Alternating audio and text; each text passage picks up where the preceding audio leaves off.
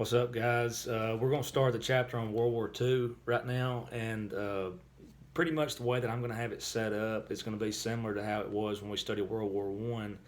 As far as we're going to start out talking about who's on which side, and we're going to, I had y'all fill out a map when we did World War One, so you could not only see who was on which side, but see where some of these places were located. And I told you the purpose of doing that was so that when we start talking about the battles and things like that, it's going to help you kind of navigate your way through this instead of it just being a bunch of random information. And so we're going to kind of do the same thing here, with the exception of you won't have a map to fill out, but I did put some maps on these slides. Hopefully you already read through them. If not, we're about to go through them in just a second. And we'll start out again talking about who's on which side, and we're going to talk about the causes of the war. And I'll just kind of break this down section by section. I'll probably have a separate video per section. So this won't be something that you do all at once. It'll be, week by week like it's been in the last few chapters. But anyway, what's going on during Europe at this time is the rise of something called totalitarianism. And what that is pretty much where the government controls every aspect of a citizen's life. And you've got pretty much two different sides of the political spectrum, and I'm not expecting you to get into all this. But anyway, pretty much the two sides are fascism and communism. Fascism is pretty much as far right as you can go on the political spectrum, and communism is like as far left as you can go on the political spectrum. But even though they're technically opposites of each other politically, there are a lot of similarities between the two. And this mentality, number one, and I'm just going to kind of backtrack for a second. The reason why, a lot of people say, well, how do you let somebody have that much power? Or how do they, what allows them to gain that sort of power, one individual? And you got to kind of take in consideration, we just got finished studying the Great Depression, but the Great Depression was not limited just to the United States. That was something that affected the whole entire world. And just like when the United States was down, they were looking for some type of change. Well, these other countries are doing the same thing. Things got so bad that any individual that was willing to kind of step up and make things semi-better at the time, they were going to support them. And what these individuals do is they use this support and they kind of snowball it into a lot of support until eventually these individuals gain so much power that nobody can touch them politically, and anybody that does try to step up as any type of opposition, they just put them down with force and things like that. But anyway, two types. I've just mentioned fascism and communism. Fascism is a political system where the state is seen as more important than the individuals, and so it's not a situation where the government is going to do whatever they can to make sure that the citizens' lives are good.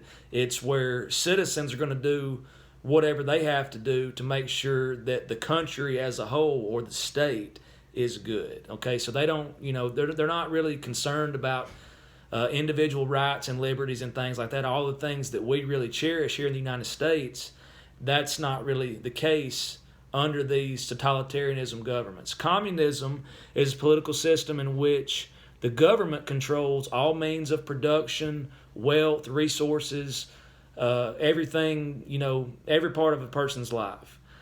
And it's very important that you know both of these terms. And the next couple slides, I'm kind of going through each of the main countries that are part of the beginning of World War II. I'm covering their leaders, how they came to power, things like that, just for reference. But the next slide is talking about Italy, and Benito Mussolini is going to be the person that is going to be the dictator of Italy during this time. And again, he was able to gain power because he was one of the people that kind of stepped up and did a few things while Italy was down. They really didn't have a choice. Anybody that's going to do anything to help them, hey, we're going to throw our support behind this guy. And before they knew it, he was so powerful that basically he couldn't be touched. It's not like they had a president that's elected like we do in the United States that kind of changes over every 4, every 8 years. This is a different type of government. And again, he got so powerful that once he did reach the top, whether the people liked it or not, that's who they were going to be stuck with because he was too powerful for them to do anything with. And on the next slide, kind of the same thing happens in Germany. There's an individual that rises to power named Adolf Hitler, and he's got a couple other nicknames, the Fuhrer, things like that, and he's going to be the person that's over Germany. So moving forward, the reason I'm going through this is because if you hear me mention Hitler, just know that I'm referring to Germany. If you hear me mention Mussolini, I'm referring to Italy, or vice versa. If I'm talking about Italy, you know that I'm talking about Mussolini. If you know that I'm talking about Germany, I'm talking about Hitler. So that's kind of why I'm going through it in this way. The next slide, Soviet Union. An individual named Joseph Stalin came to power in 1928 in the Soviet Union. It's no longer considered to be Russia during this time. And the difference between Stalin and the first two guys that I just named is both of the first two were fascist. They had fascist governments, fascist rule, and Stalin is a communist. Then I put something on here about Japan. Japan's a little bit different. They didn't have a single individual dictator during this period of time. Theirs was different in the sense that Japan was controlled by military leaders. Their military was fairly strong at the time, and they had taken over some smaller territories around Japan, and because the military was successful in what they were doing, the people kind of threw their support behind them. Plus, they're kind of the enforcers. It's when your military becomes too powerful and the people controlling the military are too powerful, who's going to stand up to them? Because they're the ones that's got the warriors and the weapons and things like that. And so that's kind of the situation in Japan during this particular time. The United States, pretty much we're taking up where we left off from last chapter. We're on the tail end of the Depression. FDR is still the president during this time, and he remains the president all the way through World War II up until the very end, and we'll talk about that later. As far as Great Britain actually has two leaders over the course of World War II. At the beginning, you'll hear me make reference to a guy named Neville Chamberlain, and he is the prime minister at the beginning of the war, and then they kind of change over. After 1940, a guy named Winston Churchill becomes prime minister. So if you hear either one of those guys, again, just know that I'm referencing Great Britain. And so that's kind of letting you know who the players are at this point. And so now I'm going to kind of get into the few things that lead up to the war actually starting. Okay, so expansion of territories. Kind of a similar situation to what we discussed in World War I. Some of these places, they've got all this power now. They've got all this support. Now what they're looking at doing is expanding their territory. Okay, hey, we're strong and powerful in this little territory, this little country over here beside us. I don't think that they can really put up a fight if we want to take them over, so we're going to kind of make our little area bigger. That's kind of the mentality that they've got. And it starts in 1931. Japan conquers an area named Manchuria, and at the time this was a province of China. After they take it over, they rename it Manchukuo. That's not important, but I just want to throw that in there because that happened. And after they took over this one territory, enough's never enough, and so they do it again, and they expand into an area named Nanjing. And in this process, a lot of Chinese people are being killed. And geographically, it almost doesn't really make sense. If you look at the size of Japan and the size of China, you're thinking, how could they take over places that are controlled by China? But again, Japan did have a very strong military at the time. Kind of shifting gears, moving back into Europe during the same period of time. Kind of the background situation. This before I get started. Germany had it pretty rough after World War I as far as the terms of the Treaty of Versailles, what they were left with. Obviously, the territories that they had gained during World War I were taken back away from them. And then they had to pay a lot of money in fines. It was like somewhere around $33 billion they had to pay in war reparations to some of these countries that they had damaged. And so they're a little bit bitter.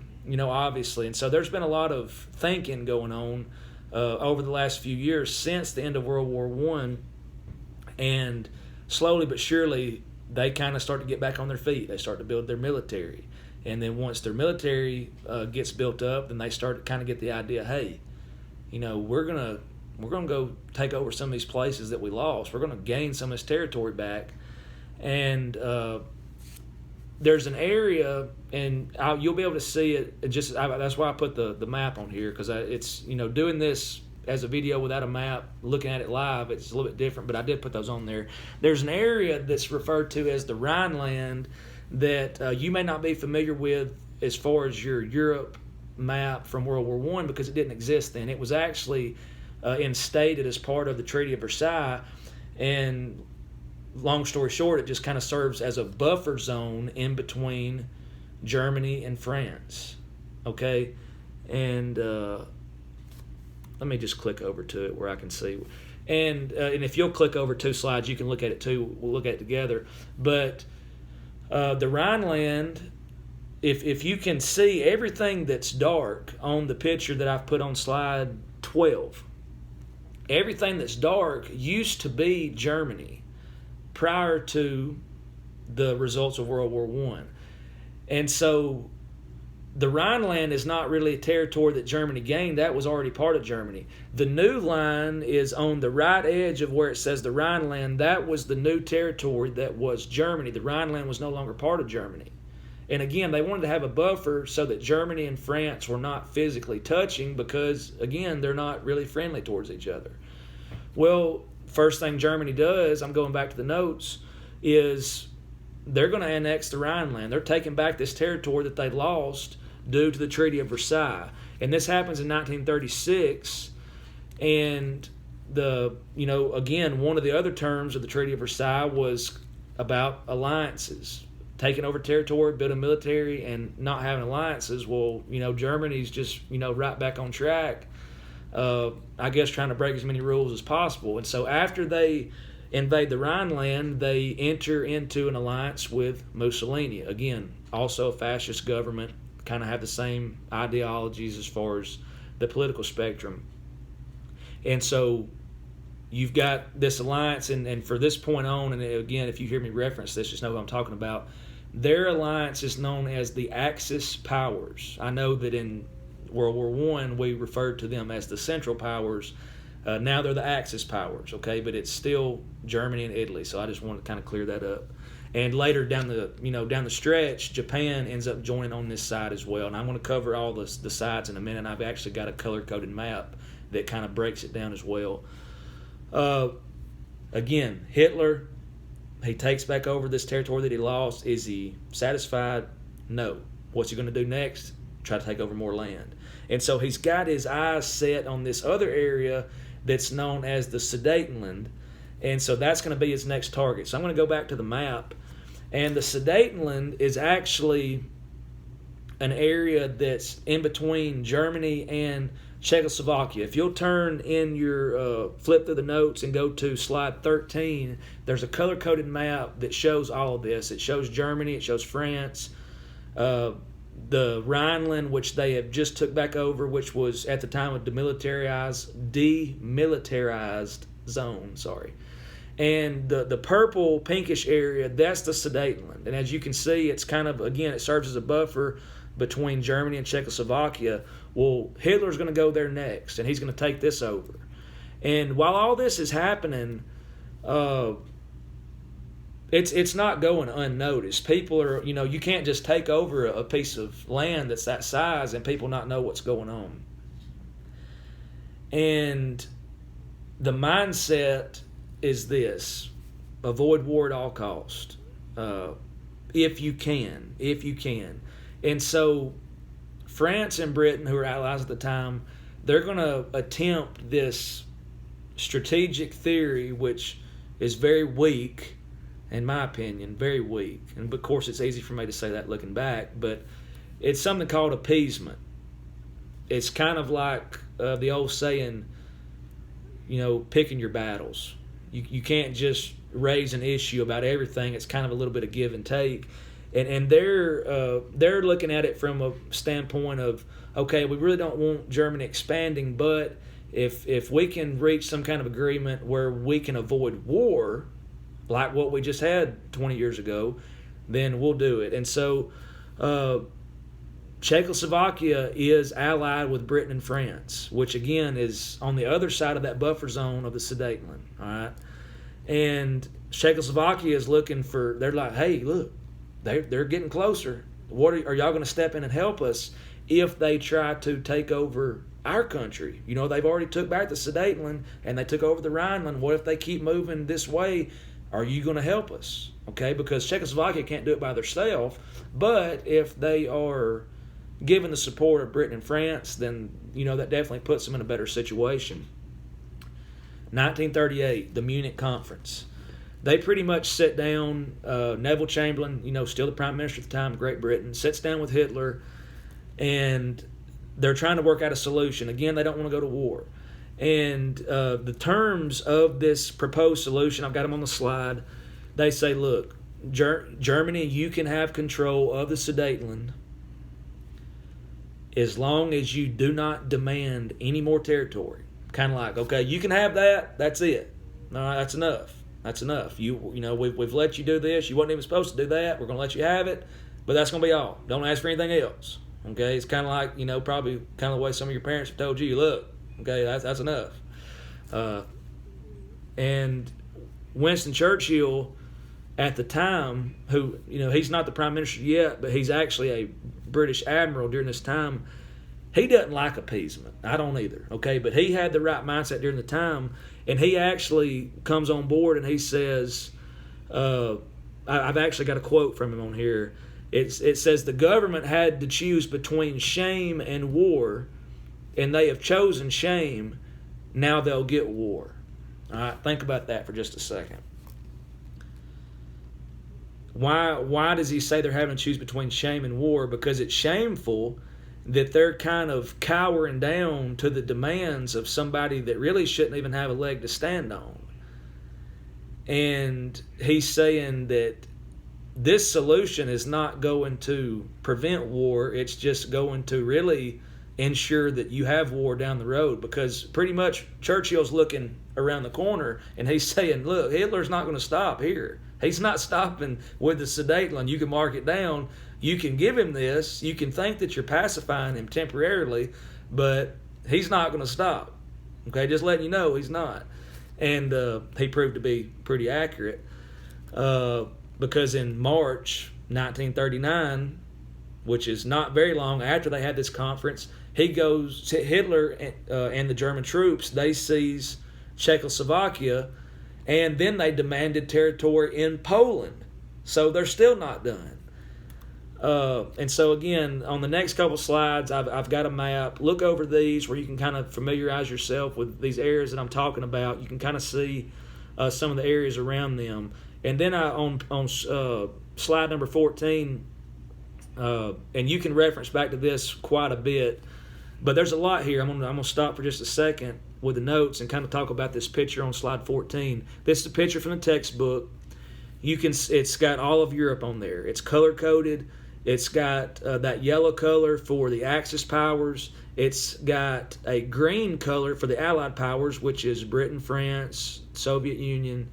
And as you can see, it's kind of got a bunch of arrows going all kind of different directions. These are the territories that are under control of the Axis powers, places that the Axis powers have expanded and taken over during this time. So, you know, geographically speaking, if you look at the size of Germany and Italy, they've actually taken over more territory than the size of their own countries. Okay, so they're growing. Next slide, 15, it says attempt at appeasement continued. Britain and France went to Poland. They said, look, we're gonna defend you if for some reason Germany tries to expand into Poland. Okay, we're gonna stand by you, and you have our support. And Hitler, you know, he was a crazy individual, but he was not stupid. And he's sitting here thinking, okay, if I'm going to continue expanding eastward, eventually I'm going to run into a problem with the Soviet Union, so I need to do whatever I can to make sure they're not going to be a problem. And so during the same period of time, August 1939, he enters into a non-aggression pact with Joseph Stalin. Basically, they're saying, hey, don't mess with me, I won't mess with you, we're not going to fight, we're good. All right? And so not only is Hitler continuing to expand, but he is preventing any kind of problem on the far eastern front that he could possibly have with the Soviet Union. So strategically, it's a pretty good move on his part. And like I mentioned before, he doesn't stop September the 1st. He moves through Czechoslovakia and goes on into Poland. And 2 days later, Britain and France declare war on Germany, and this is the official beginning of World War I. All right, so I've kind of walked you through some of the steps that were taking place beforehand, but this is what actually does it. They invade Poland, and very soon after, Britain and France declare war on Germany. Here we go again. You're probably sitting there thinking, kind of sounds a little bit familiar to how World War I started. It is. It has a lot of similarities. And so I'm going to go to the next one.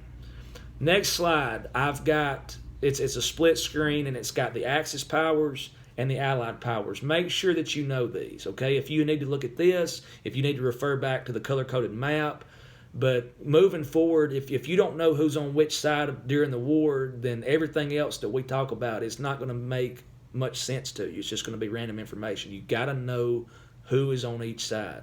And what I did was I put the Axis and Allied powers at the beginning of the war, because obviously the longer the war goes on, more countries join on each side. This is just at the beginning, okay? Axis powers, Germany, Italy, Japan. Allied powers, at this time, Britain and France. Soon to be United States and the Soviet Union. All right. And section 1 is a lot. This whole chapter is a lot, so just bear with me, and we've got a few more slides to get through, and then I'll cut this, and we'll resume with section 2 next time. Hitler continues to move west. After he moves into Poland, he takes over he's taken over the majority of Western Europe. In the spring, he moves into some of the other areas: Norway, Denmark, Sweden, Belgium, Luxembourg, and again, he's just snowballing. And the thing is, once he takes over these areas, his empire is larger, and the larger it gets, the more powerful he is. He's got more supplies, he's got more troops, and so, if everybody understands what I say when I'm referring to the snowball effect, in theory, the longer the snowball rolls downhill, the bigger it gets, and the bigger it gets, the less likely it is to stop, okay? And so people that are observing, even people that are not in the war yet, they're getting kind of nervous because they're like, man, if they keep growing, we're not going to be able to do anything with them, okay? And so that's kind of the mindset.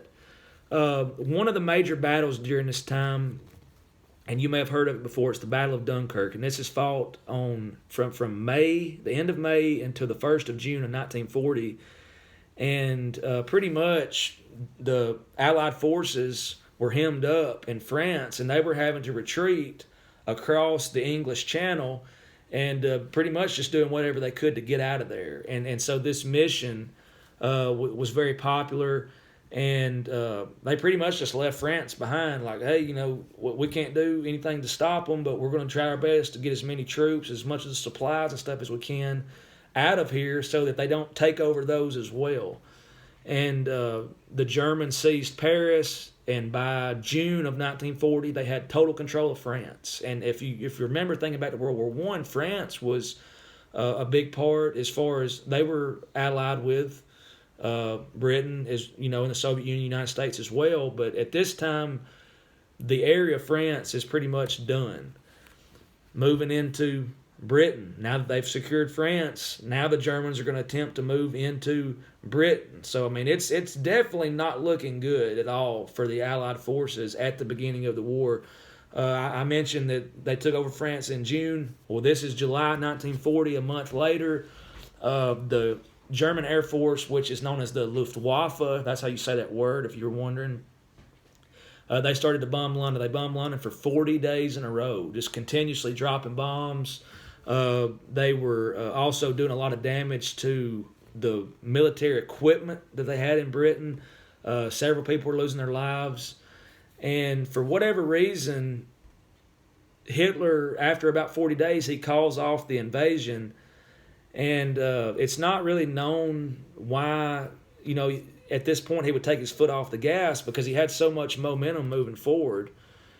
And the next phase of the war is, and let me backtrack just a second also. At the beginning, when Hitler decided to sign the non-aggression pact with Stalin, it's because he was still growing. He probably didn't think at the time they could take on the Soviet Union. But after he's taken over all these other individual countries, which has made their overall territory so much larger, he's starting to get bigger and bigger and bigger. And finally he says, hey, I ain't worried about them anymore. Tell you what, we're going after them. We're going into the Soviet Union. And so this non-aggression pact that was signed between Hitler and Stalin, it's broken in June of 1941, the next year, and Hitler goes and he's invading the Soviet Union. He's invading everybody. And Russia is a very large place, and it's not an easy place to survive, okay? Because you got to keep in mind, these guys are not staying in luxury hotels. A lot of these people, during this time, they're having to live off the land. They're moving from place to place to place. And again, Russia's rough terrain. It's very, very cold wintertime, and it's tough. It's tough. And that ends up having an effect later in the war. We'll talk about it in just a second. As far as the United States' involvement in the war, we actually did a discussion about this in class, talking about World War I and a similar situation. I asked y'all in class, does it matter to the United States who's winning the war, who wins the war, even if we're not involved? And then we talked about why that was. If the United States, even if they're not directly involved in the war, if it's countries that you get resources from, countries that you trade with, and countries that are also allies with you, which will come to your need if something happens, does it matter if those guys lose? Absolutely it does. So even if the United States is not officially joined the war, it still matters to them a great deal who's in control. And so the United States was involved in the war indirectly before they were involved in the war directly. And so I've got a couple things listed on this slide. Something called the Lend-Lease Act. This is where, again, we're not actually in the war, but we're sending aid to the Allied forces. We're sending them money. We're sending them weapons. In some cases, we're sending them troops on special missions, things like that. Whatever we can do to give them assistance, because we don't want them to lose. Because if Germany takes over those places, then how's the United States looking on the world scale? Probably in trouble. And we did this to China as well, because China is on our side eventually, or on the side of the Allied forces, I'll say. And eventually, because of what Japan was doing also, the United States says, look, we're cutting off trade. We're cutting off your banking supply. We're not helping you in any way. And so we have the ability to cripple Japan from a source of trade and source of finances, things like that. And pretty much we've got them in bad shape. And so the retaliation for the United States cutting off Japan, cutting off its oil resources, all these things that they need to survive, is they start to plan a surprise attack. How can we hit the United States where it's going to hurt? And again, geographically speaking, the United States is in pretty good shape because you've got Mexico in the south, Canada in the north, which are not really threats. But on the east and the west, you've got two huge oceans. And so it's not like they're physically touching an enemy country like France and Germany are, okay? And so there's really not a huge threat, but the United States has got a pretty large naval base in Hawaii where they've got many, many ships, destroyers, carriers, aircraft, and this is in Pearl Harbor. December 7th, 1941. Japanese fleet moves into the Pacific close enough to where they can send planes off the ships. The ships come into Pearl Harbor, and they pretty much destroy the place. 2,400 deaths. They destroyed 200 aircraft. They completely sank 18 ships. They damaged several others, and it's terrible. It's at the time it's the worst. Really, it's the only major attack on U.S. soil, and at this point, even though the United States has not been directly involved, it gives us no choice. And on December the 8th, the very next day, President Roosevelt asked Congress for a declaration of war against Japan, and it is granted. And we're in there, okay? And so that's kind of where Section 1 ends, from the sides to the causes to the war beginning itself, United States involvement, and then United States actually joining the war. And so I know this is a little bit longer video. This is a long chapter, a lot of information. I'll have you some questions that you will answer the same way that you did in the last chapter on a Google Doc, and you'll turn those into me, and then we'll cover Section 2 next time. Thank you.